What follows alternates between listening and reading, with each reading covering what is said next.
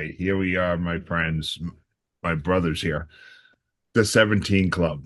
We forge a brotherhood where no man walks alone, no potential is wasted, and every man is challenged to discover his purpose, develop his gifts, and live a life of significance. Together, we unlock the man, unleash the mission, and change the world. All right, wonderful. Thank you so much, Phil. Do we get an Again, oor on that? ooh, you want to oorah, oorah. Oor, Get the oor. Marine Corps attitude out here. Absolutely. All right, so Luis, I'm going to hand the floor to you, my friend. I'm also going to share you as a host, so if you want to share anything, you can do that as Thank well. you. No, I couldn't find anything, but it will be. Do Okay, you have Think and Grow Rich? I do. Can you pull it out for me? Because I have it, but I have it in Spanish for some reason. And I found, I've been listening, reading the chapter, and I found something that is really, really in uh, my opinion, is going to be something great, especially for most of us that we are.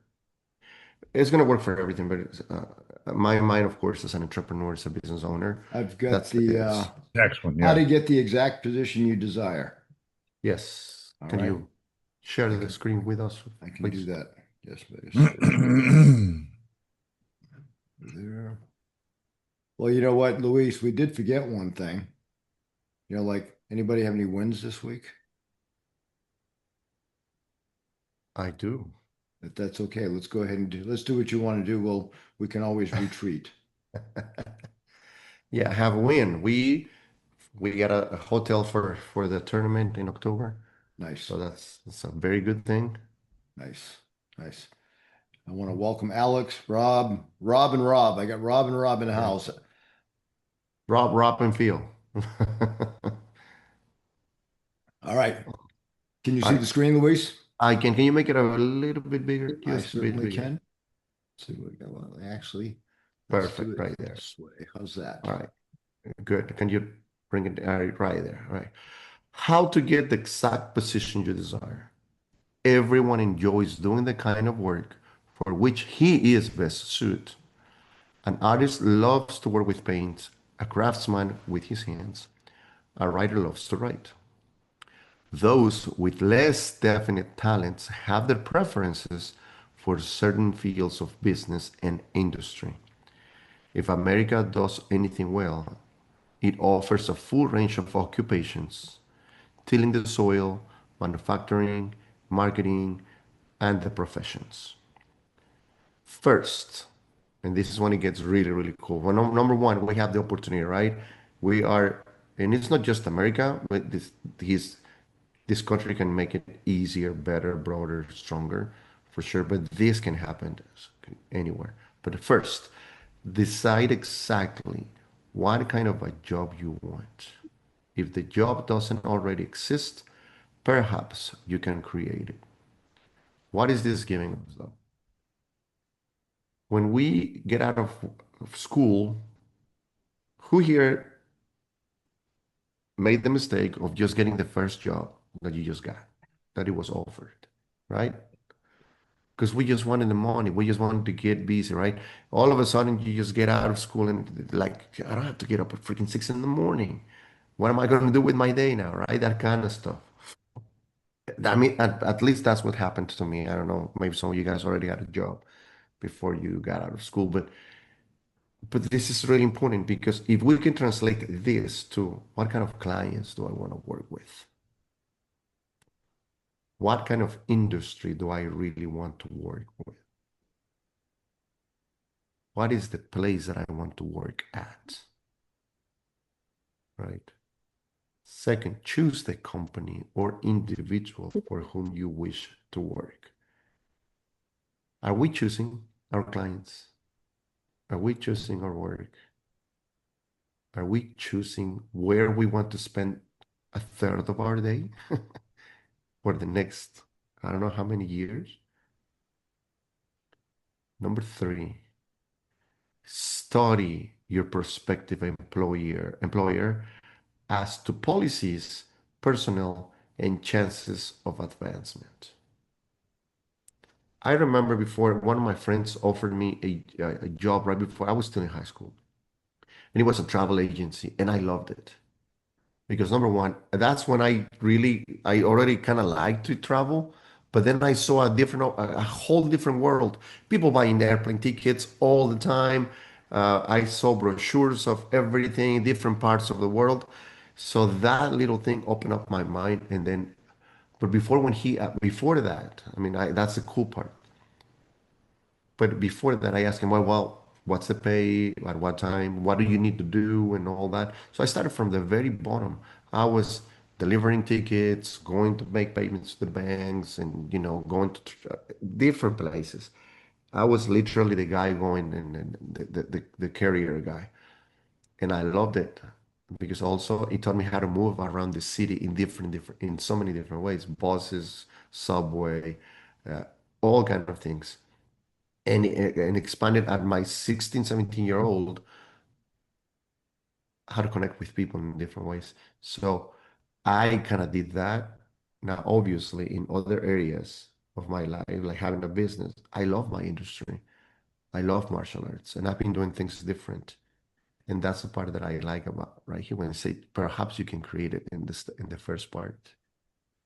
So what do you guys have so far from these three? We're gonna keep going, but I would really like to break it down one by one so we can like actually get into us. What do you get, guys, from first, second, third, before I keep going? For me, Luis, I go back to I think the story that I heard in the 17 Principles, the Napoleon Hill audible book that I'm reading. Hmm. He says if you choose the things that you want to do in so many words, um, you're gonna get paid back double, triple. You're gonna get your reward back for doing those Hmm. things. So Hmm. you make these decisions to serve, to give, and you go through your life. And he's explaining how he made all these decisions. He met this person, he went to this event, he spoke here, met another person, he was made a leader over here, and then he met his wife. And he said, that was the biggest treasure of his life was meeting his wife. And that was his reward. That's what he got from that. Hmm. So that's what makes me think about our decisions and what we're making as far as who we're choosing to work with, the clients that we're choosing, or what path we want to go. I think it comes back to that action you take, that decision you make as a man. Right or wrong, you make that decision and you keep moving forward, and you're going to reap the benefits from it. No action, For sure. no benefits. Decision, action, benefits. Absolutely. And he talks about it at the end of this little mini chapter. Absolutely. Yes. I love it, Rob. I love it. Yes. Same thing here. Best thing I ever got was my wife. For sure. For sure. Mr. Phil Conway. Yeah. Excuse me. Good morning. This is really good because it really brings us to the minds, are we just doing something for the money, or are we really tying into our purpose? Again, the purpose is something that has to remain with us. It's not just, oh, I used to focus on these first three success philosophies. Now I'm only focusing on this one. No, it's not about that. So I think especially if we reach out to young people beginning their career when they start to go to college, how many people say, oh, you got to be technology, you got to be healthcare, because like they're going to get, as a 15 to 18-year-old thinking, oh, it's going to be $300,000 you get paid, AI or something like that, right? And don't be fooled by that. It's like, is that's not aligned with who you are being, you're not going to do well. You could get you can get by getting a $400,000 check, no question, right? However, how happy are you going to be? And so many entrepreneurs are not happy who they're being. They achieve it at that high level, maybe because they're unconsciously competent as opposed to being the conscious competent. And so I wrote down as a note, it's like, am I looking at scarcity when I just accept a client because I can get $600 or 1,000? It's the same type of thing. If I'm really preparing myself for life, not just a career, not just a job, but it's a way of life. This is important to keep in mind. So it really opens up that box to self-examine and see where Yes. we're going. I love it, Phil. I love it. It is well worth it to stop and say, am I taking, because I've been there. I've taken clients that they were not in alignment with my values, with the company, and they were the biggest pain in the ass. And they infect you with other people. Like in my case, it's a membership thing, and I have parents there, and I have, and so most times, I mean, 80% of my student, base is kids 16, 15 and under, and they're not the problem. The problem is the parents. It's the biggest issue there. And they infect you, right? We all have seen that picture, meme, whatever, that a rotten apple is infecting another apple or a strawberry, right? So it is true. At the end, this environment, where do I want it to be? Yes, yes, Phil. But I don't get Frank, a did, turn. Frank, did you have your hand up before me? Yeah, But my I mean, hands back. were you Yeah. going to say anything about this, Phil? Were you going to Well, make? I was, yeah. Well, I just saw Frank's hand too, but yeah, I'm thinking like any sports parent. The sports parents are always like, especially the ones who didn't play the game. No. They know Yes. everything there is about Oh, yeah. knowing to know. And There was a shortage in right before COVID on umps and refs yeah, yeah.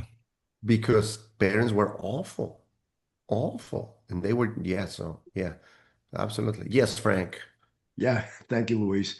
I mean, this whole conversation, what a great time for us to be having this conversation because whether it be people in the room who are maybe in transition, making a move into something different, or maybe this gets exposed to a young man or a young lady who is entering their senior year in high school or their senior year of college and the methodology that we all grew up in, right?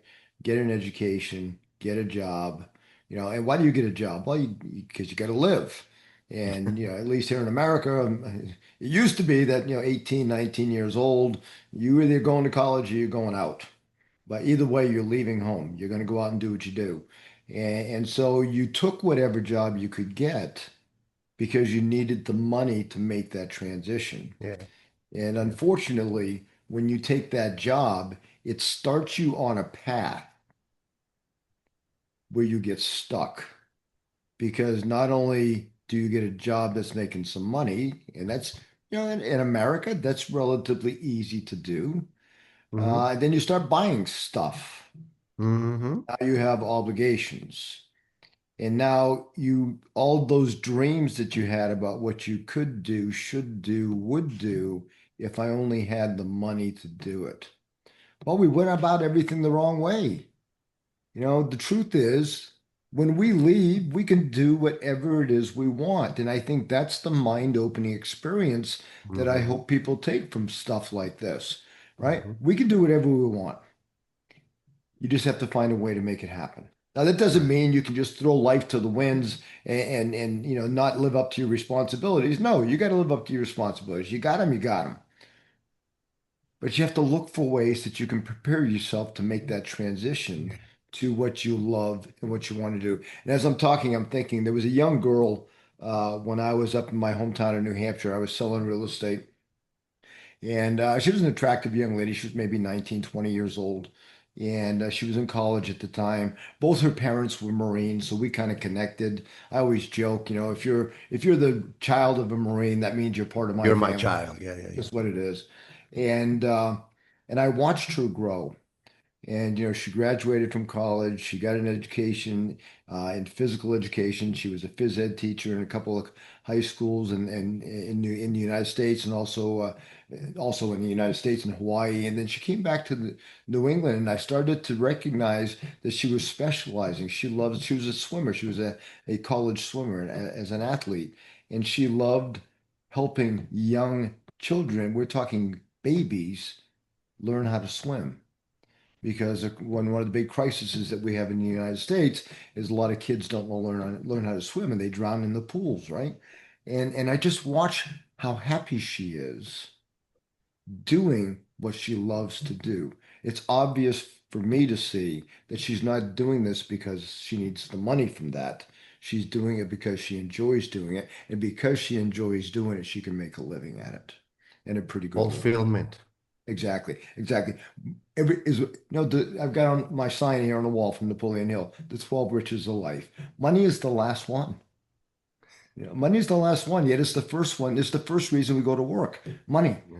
It's the last of the 12 riches, right? Yeah, so get that fulfillment. Look for the things that make you happy, allow you to do the things you want to do, right? And like you, Luis, as a young guy, 19 years old, by the time I was 19, I'd been to Guam, Taiwan, Thailand, Hong Kong, Korea, the Philippines, and Japan. Why? Mhm. Because I joined the military.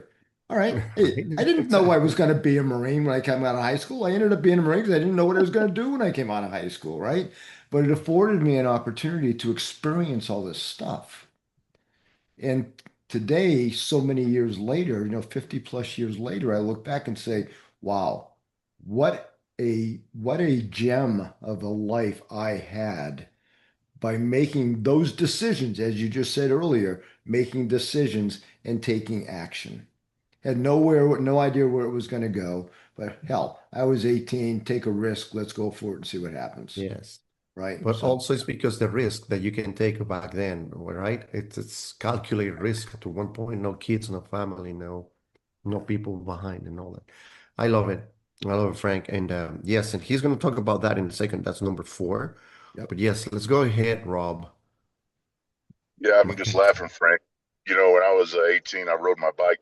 My dad was a Marine in Vietnam, and I've always wanted to be a Marine. Had Marine stickers on my tackle boxes, and I was just Marine, Marine. Rode my bike down to the Marine recruiter when I turned 18, took the ASFAB and failed it. I was like, damn it. Well, I didn't want to ride my back all the way home, a failure, so I walked into the Army office, took that ASFAB, and passed it. So now I'm in the Army. But yeah, my heart and soul is always with Marines. All my friends that were Marines and came in the military, we were good friends. But yeah, that decision as a young man, I had to make it. I had to walk through that door. My mom, my dad was crying when the recruiter came to pick me up. She was crying, like everybody was crying. I was not. I was just focused, laser focused. I'm making this decision, and I'm moving on out and doing this thing. But yeah, it just reminds me of that time. Um, talking about money being the last thing, recently, I think I told you, gentlemen, I had a first round interview with a very, very nice job. They said they would get back to me about a second round. I had no doubt I had the second round. I was already preparing for the second round. I got the second round. It'll be Monday. The CEO is flying in from Illinois. I told you guys about my relationship. I have a great relationship with the female in the Philippines, actually flying there the end of August. It's looking really good. But really, money, relationship, what's the decision I've recently made is more important than both, which is to go back to that Man of War program. So I went through the program. I was a medical drop, and I didn't think I was going to go back. I was like, maybe this isn't for me. But I was missing, like I do miss here, that accountability, that challenge, a little bit of a rush. I'm going back into the lion's den because those 4 days you're on the ground, it's war. And I'll tell you, that changed everything for me. My whole attitude, just it changed. It just sparked me up again. And that it was more important than those two things I just mentioned, and then talking about people being able to do stuff nowadays. I think I told you, gentlemen, about the 911 experience I had. Guy wanted to commit suicide. He was ready. We got on the ground. We helped him out. He got out of that bad spot. Well, he went down south, and a lot of guys, and I was wanting to talk to you guys about this probably another time, but a lot of guys go down south and do this hallucinogenic trip. They go down there, they take this hallucinogenic, it changes their whole, they come back different. A lot of them say, I spoke to God, and they truly come back different men. For me, I don't know. For me, I just want to take care of it between the 6 inches right here. Um, but that's me. Anyway, the guy went down there. He came back and he's like, "Man, I don't know what to do. I really want to do a nonprofit." I was like, "This is what I'm going to do for you. I'm going to get you a Claude account. Claude is a step up from ChatGPT, if you didn't know. Excellent, excellent AI engine, very professional." I was like, I just emailed you your Claude account. I paid for it for 3 months. make do the nonprofit. Right now, you have no excuse. No one in this world has an excuse. With AI, nothing's impossible. You can build your business. You can have a relationship. You can create a thing. You can master a thing. You can. It's there right there at your fingertips. So there's no excuse. And I got him that Claude, and I was like, make a decision. Go through with it, and talk to me in 3 months of where you're at. And if you're telling me you haven't done shit, that's your fault. So I'm giving him some tough love. I didn't give him tough love when we were on the ground and he was about to, but he got back and it was time for tough love. So I said, let's get it done, man. Amazing, amazing, Rob. My, I had respects for you. My respect for you is even higher right now. You're solid, Rob. Thank you for doing that. Thank you for Thanks, sir. leading by example. I appreciate that. I really do. Nothing, I cannot say anything else about it. Thank you. Yes, Phil. Yeah, thank you. Thank you, Rob, too. It's like, knowing the situation is always so key, isn't it? We do what we need to for the situation, and thank you for being the leader and showing us, how you're doing that. And that brings me like to the first one we talked about, decide exactly what is you want because it's your purpose. And if the job doesn't exist, we can create it. I like the example how Napoleon Hill talked to General Ayers, I think it was, and he wrote a whole letter saying, "Oh, you're going to hire me, and you're going to pay me 60,000 or something, number whatever it was, and then I'm going to come in, I'm going to work for you." And then he said, "Well, you're going to hire me to be no pay at first, but then you can just pay me what you want." It turns out that the confidence that he had is what was helping his purpose move forward. And if we have that confidence, we know our purpose, we can create that position. So it's almost like talking to the interviews. It's like, here I am, I'm creating this thing for your company. And this is where I'm going to serve your company because I don't see your company doing this now. If this is something that your company really would like to have, I'm the person for you. And who was it? Bob Proctor had a story, something sort of like that. And it just falls away from me now. But there was a great, idea of like, oh, like your Bob, we used to say companies that have a sign in the window saying no help wanted, they need the most help. Those are the ones with the Or most think of big, the person who says, I don't need any help.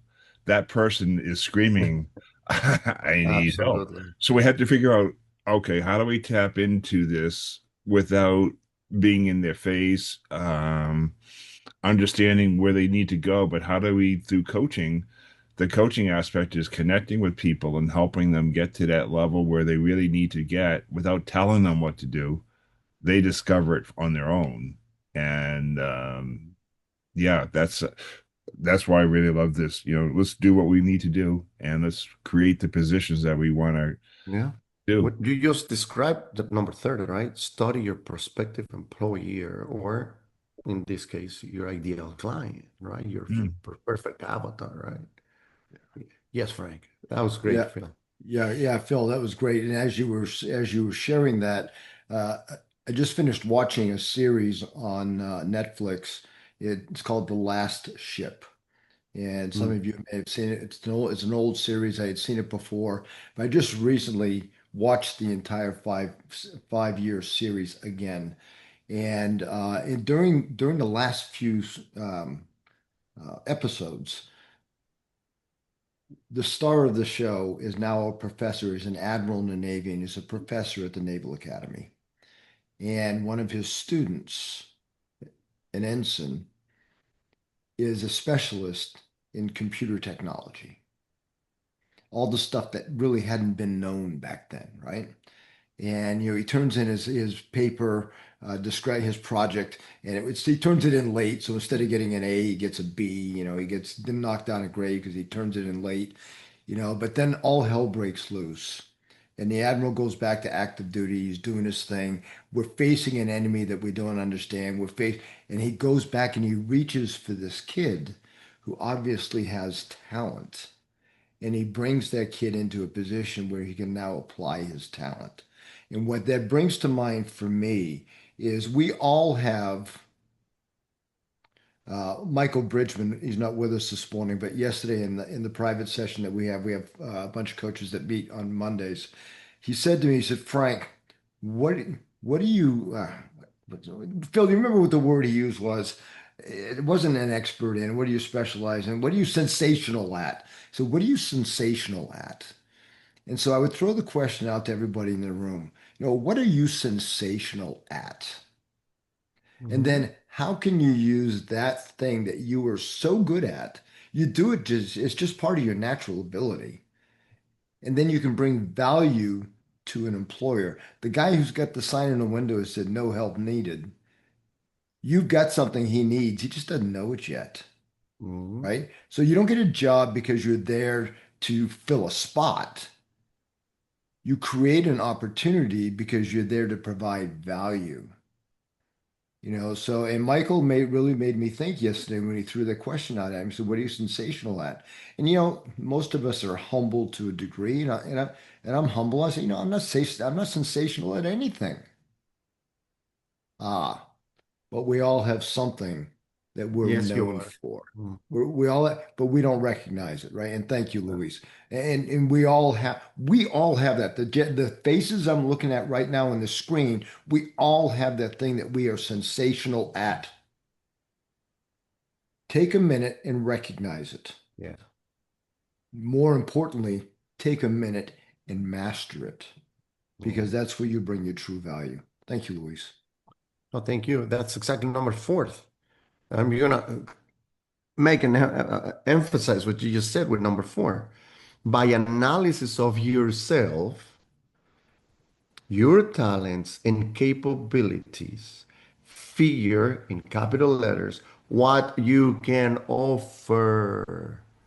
Figure what you can offer and plan ways and means of giving advantages, services, developments, ideas that you believe you can successfully deliver. Plop, mic drop, right there. That because that right there is you're recognizing your value.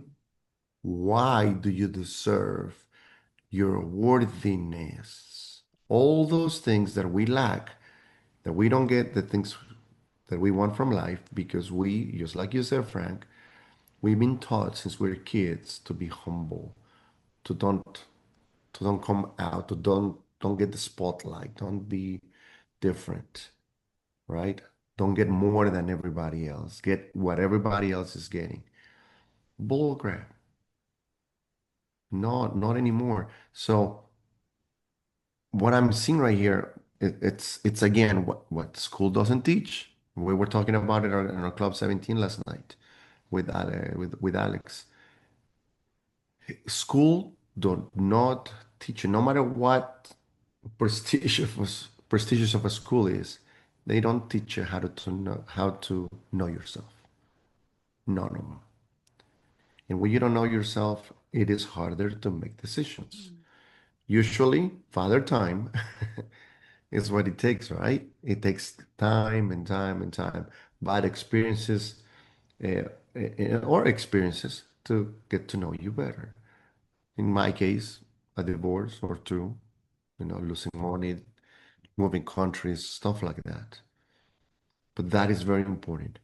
What you can offer. What is your what are you great at? What are you sensational at? Love it. I love how Michael put it. Fifth, and that goes back to what Frank was saying earlier. Forget about a job.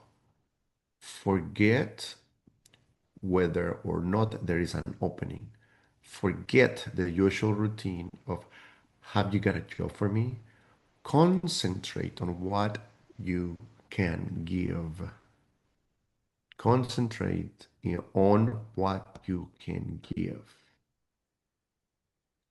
I'm loving this thing because it's bringing great introspection, which is a quality that it is required for us to grow. Introspection. Number six or sixth, once you have your plan in mind, arrange with an experienced writer to put it on paper in a neat form and in full detail. This is the part that most of us or some people forget. Okay, how am I going to present it? Because whether we like to admit it or not, first impressions are important. First impressions are crucial, right? How many people you didn't like in the beginning, and then after months, weeks, years later on, you're like, oh, this guy was a cool dude. That just that day that I met him, he was not his best self, you know? Yes, Rob. No, it goes back to this interview that I had this Hmm. week.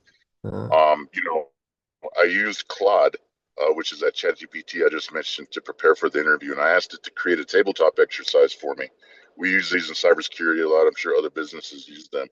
But I said, create a tabletop exercise, a Q&A for me, and let's go back and forth on this job. I dropped the job description into the chat, and we had this back and forth. I created this whole dialogue, I created this whole situation that didn't even exist, and sat down with this individual and had this interview.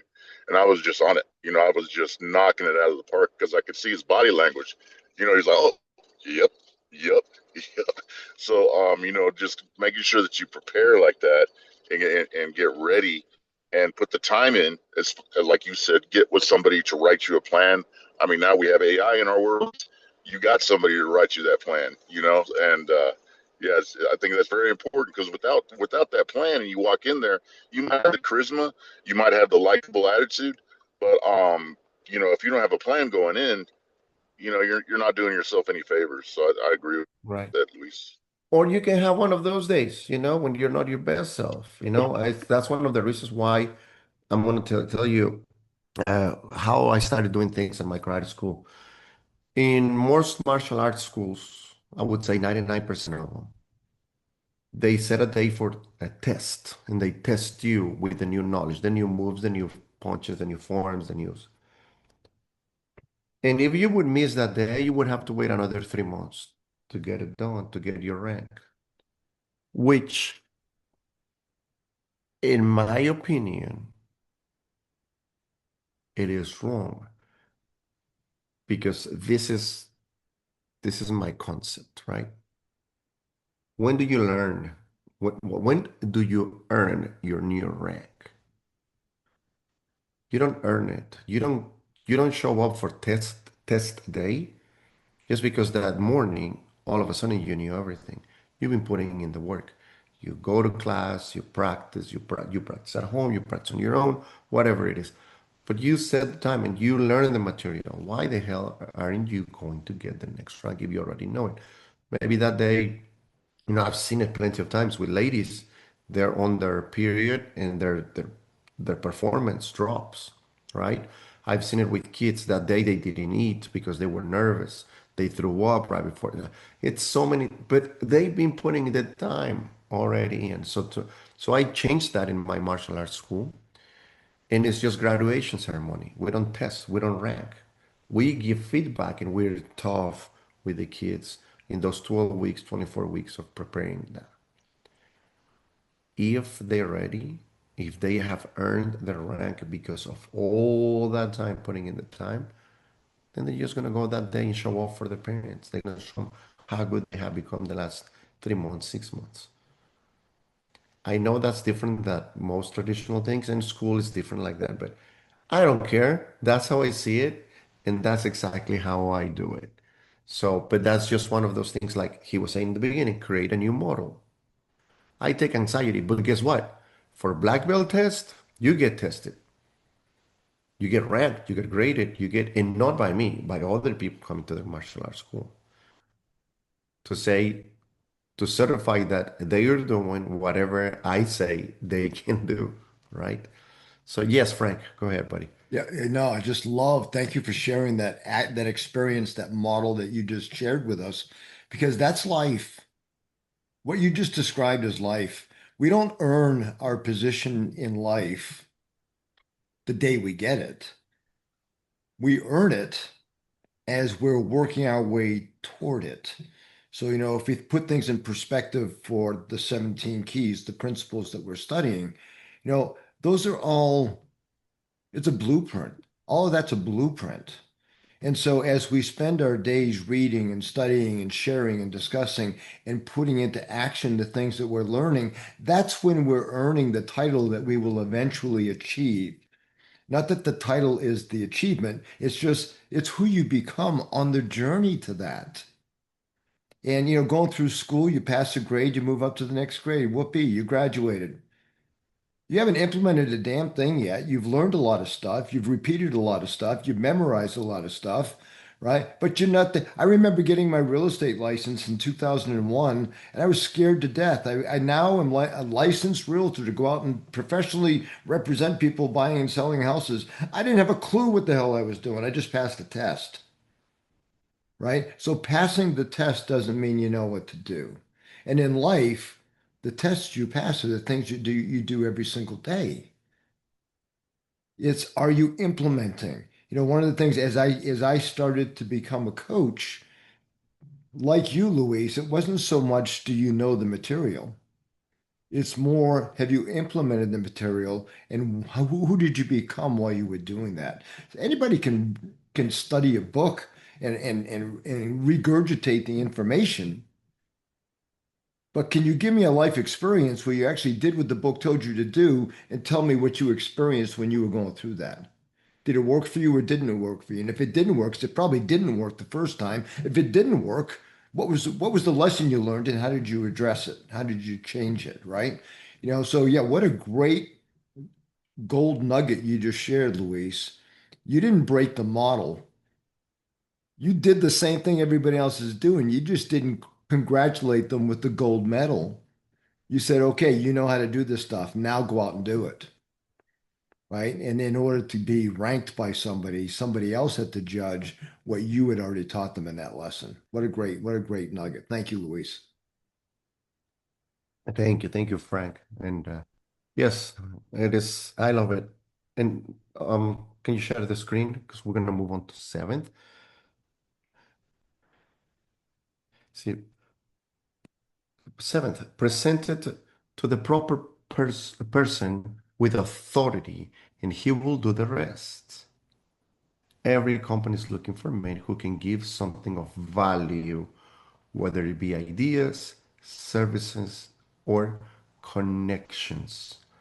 Every company has room for the man who has a definite plan of action, which is to the advantage of that company. That last sentence is gold. Every company, every client, everything has room for the man who has a definite plan of action, which is to the advantage of that company. Right? Doctors, it's easy, right? What doctors say, a cardiologist, oh, he's going to take care of my heart. No rocket science right there, right? But how can you and I use that sensational, amazing gift that God gave you and that you've been crafting through the years to become very freaking good at it? And he starts with something really, really, really important, that first one. He says, decide exactly what kind of job you want. What do you like to do? I heard Bob Proctor over and over and over and over saying, when you do what you love to do, you don't go to work anymore ever for the rest of your life. And that is, very few people can say that, honestly. Because it all, just like you said, Frank, right? It all starts with the programming, that with the need to pay for a new way of life, right? But and I was thinking of that, and I was going to say that earlier. How amazing it is now that we know this, and of course we've been knowing it for years, but we're getting a reassurance for sure from this material. We know it now to a different conscious level of consciousness, that we can help our kids and grandkids to do that. We can help them to prepare for life different, but even better, no matter how old we we can get be, we can apply that now and change that today. Today, if things are not going our way, we can change it today. Yes, Rob. That's great. No matter how old we are, I think of my kids. I'm blessed, so blessed to have an 11 and 13-year-old child right now, 11-year-old boy, 13-year-old girl, and blessed to have them this time and age. Where deep fake is just such a dangerous thing. You talk about kids going to school. What are they learning? They're learning from a screen. They're learning from their tablet. They're learning from their phone. They're not really learning from the human because the teachers just are getting lazier and just passing it off to AI.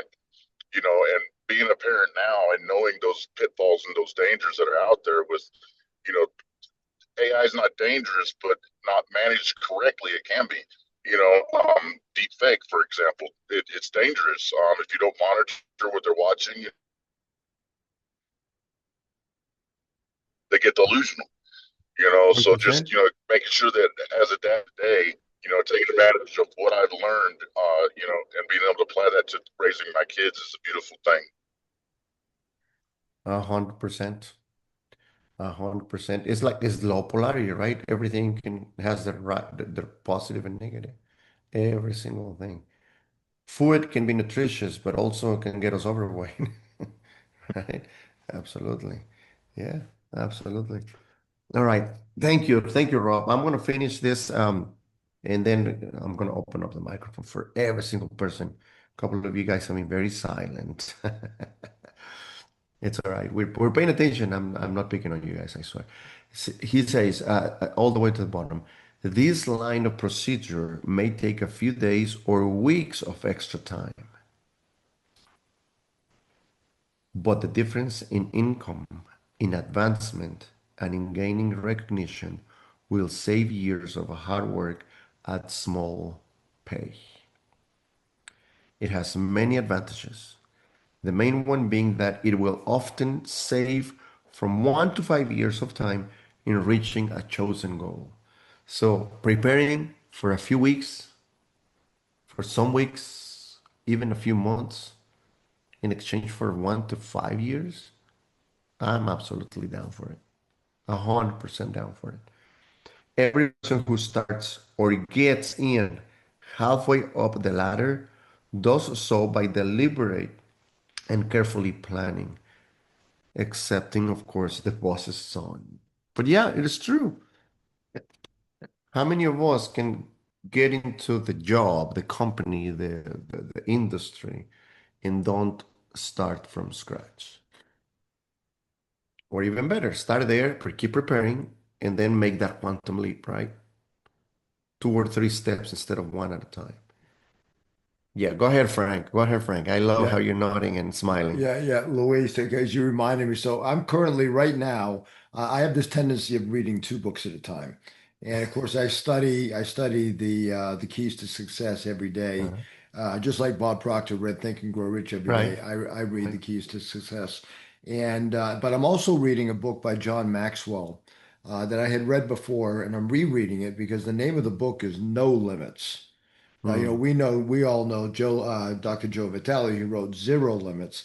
I can't help but think that Joe probably got some of his material from John Maxwell. But in the book No Limits, John tells a story about he and a college friend. They were both in need of a job, and so they went to a local grocery store and applied for the job. And so when they walked in and they saw the store owner said, "Well, follow me." And he brought them both to the back of the office space where they were going to fill out their application. And he was walking really quickly. And so, John's friend was walking really quickly behind the owner, and John was, just kind of strolling behind him. And they all get to the back of the store and they fill out the applications. And the next day, John's friend gets the call and he says, "You've been hired." And John didn't get hired. And this is really tearing John up because he knew he could do better at the job than his friend could because he was a better worker, right? But he didn't get the job. So he called the owner and he said, "I'm just curious. Why didn't I get the job?" And the owner said, you didn't walk fast enough. You didn't show the energy that your friend showed by keeping pace with me as I was walking to the back of the store. And I think what a valuable lesson there is there for us, right? So many of us approach the topic today about, just looking for a job. You're just walking in the door. What's the space you got for me? Where can you fit me in? Instead of walking in with true value, as Luis was just saying, doing some preparation up front, as Rob was saying earlier, preparing for the call, going through the interview, and all of a sudden, the person who's having the most impact is you, the one that is being interviewed, because you're showing your value. And the person who's supposed to be doing the interviewing is actually gathering all this value. And in their mind, they're saying, I'd be stupid not to hire this guy, right? That's the extra effort. That's going the extra mile. And that's what John was talking about, showing the energy for what you're trying to apply for. So walk into life at whatever stage we're in, whether we're the 18-year-old graduating from high school today or the 70-year-old that I'm pointing the finger at me that's still going in life, walk into it with a full boat of energy and get after it. Prepare for it and get after it. Show them what you got, Rob. Go ahead, buddy. I'm laughing just really quick. That's how I landed my girlfriend in the Philippines. I mean, she's beautiful. She's extremely beautiful. But the way I snatched her up was with how I wrote my intro. I wrote my intro. I will 100% sweep you off your feet and make you the happiest woman in the world for the rest of your life, guaranteed. So I came in hot because she was hot. But one thing I didn't realize on my profile is said that I smoked. And so when we first started talking, she's like, "Yeah, I was really interested in what you wrote." She's an intelligent woman. She's like, "But do you smoke?" And I was like, "No." She's like, I would have never talked to anybody that smoked, but what you wrote made me want to talk to you and see who you were." So if she would have swiped left because I smoked, I'd have never met this woman and she wouldn't be in my life right now. But what I said was so powerful and profound to her. She was like, Mhm. "Wow, I need to talk to this guy." Yeah. So yeah, perception, perception, perception. In connection, she was connected to something that you brought up with that.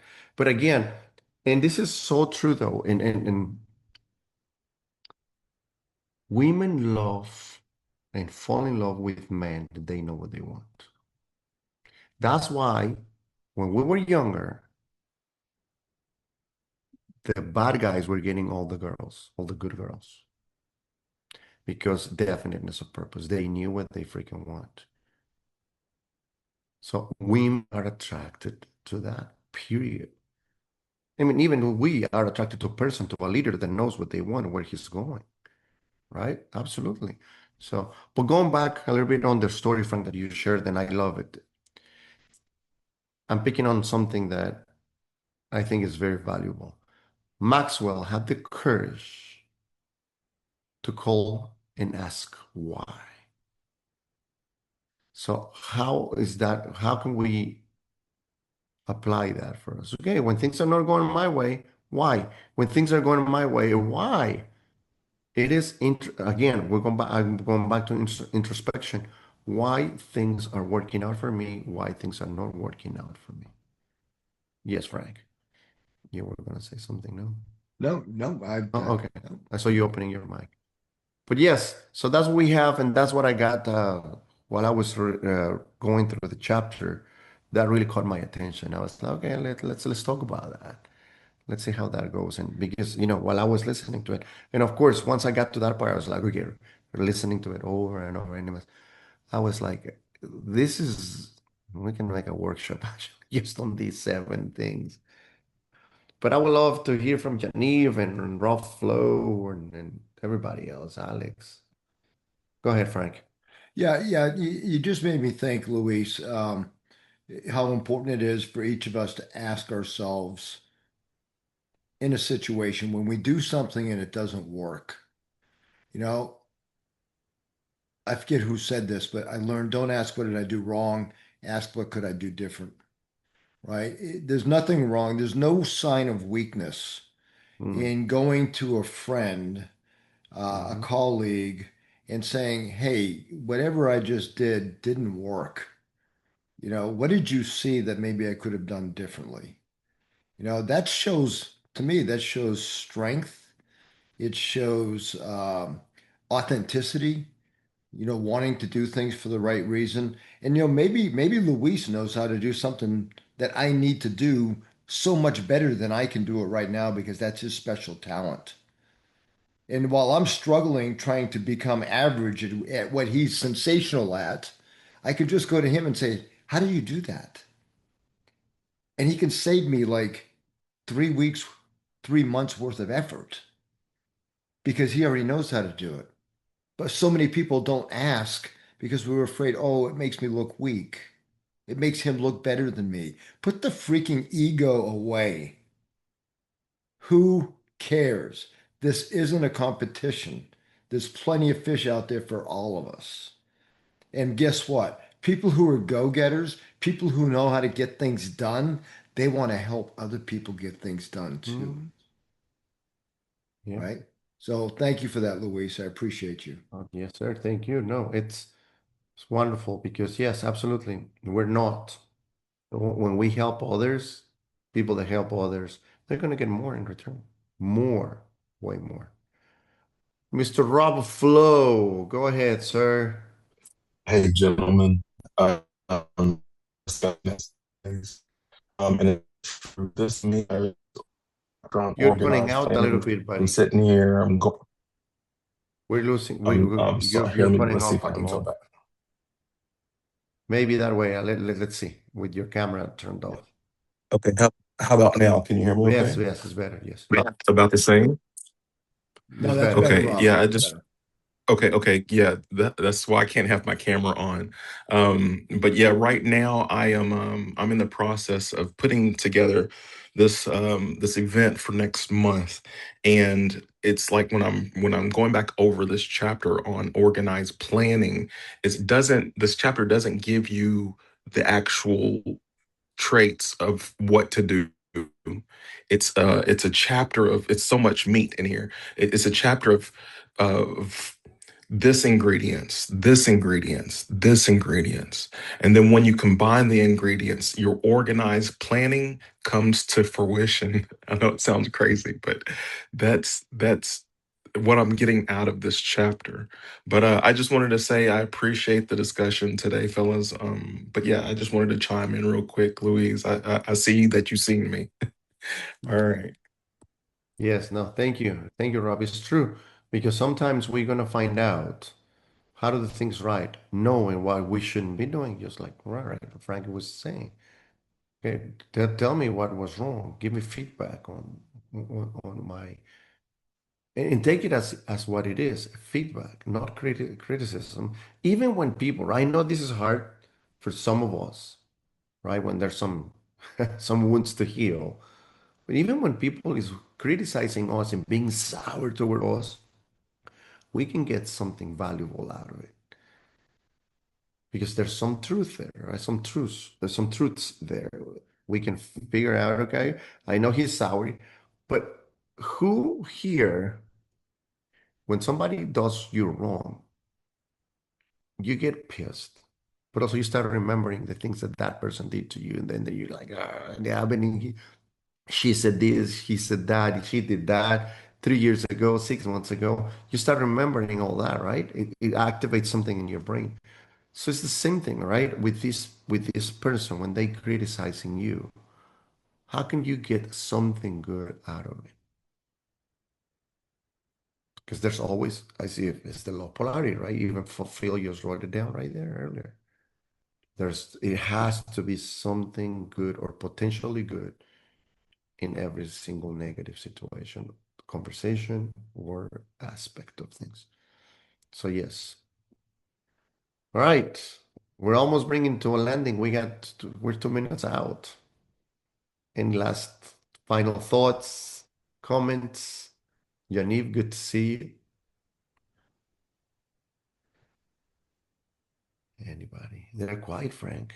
Yeah, Luis, I just want to bring up, after today's discussion, I'm just Hmm? sitting here thinking, what a great opportunity for us to prepare for next week and Mhm. talk about, you know, how to do the presentation is what we've learned today. Let's present who we are and what's the value that we bring. Yeah. But Yeah. I think a subject we need to kind of go back on is the chapter on applied faith and the six ghosts of fear, except I'm going to remind you that there are truly seven ghosts of fear, right? Mhm. In Think and Grow Rich, in what we typically teach, we talk about the six ghosts. You got the fear of poverty, you got the fear of criticism, you got the fear of ill health, the fear of loss of love, the fear of death, right? But there's also the fear of loss of liberty, which I just reread that section today, and it triggered an emotion in me that I didn't know it would because Mhm. of the fact that it is truly a fear in today's day and age, right? But I think all of those fears, so now all seven fears, are the reasons we don't take action. So here today, Luis led us in a great session on preparing to take action. How many in the room, you don't have to raise your hand, I'll raise mine because guilty is charged. How many in the room have prepared to take action and not done a damn thing with it? All right. Guilty as This charged. is this is great. What we talked about today, this is great. We all know we need to plan, put it together, get organized. Let's go show them what we got, and then we stop because of the things that we fear. So I would like to suggest to everyone in the room that next week and everybody watching on the replay, let's prepare by rereading the chapter on faith and going applied faith and going deep into the seven, the seven ghosts of fear that affect our abilities to take action and move forward. Yeah. All right. I think an And Once again, important one you mentioned, Frank, really, because if you knew you were going to die tomorrow, what would you haul ass to do today? yeah, yeah, great. Whole different sense of motivation, right, Rob? Yeah, right. whole Yep. different sense of motivation. You only got one day left. You only got one day left. Are you going to let any of those ghosts of fear stop you from All achieving right. what you want to achieve? Right. So, with that, I'll leave it to you, Luis, to wrap it up. I am done. Thank you guys. Today was a great session, great insights. Love to see you guys here and go to the chapter, go on YouTube, share it, comment, like it, spread the word, and invite more people next week. Take care, guys. I love you all. Take care, guys. Take Love care. you, brother. Love you, brother. Luis, thank you so much Hey, for today. bye all. Bye, Thank y'all. you, Luis. See you, Anif. My pleasure.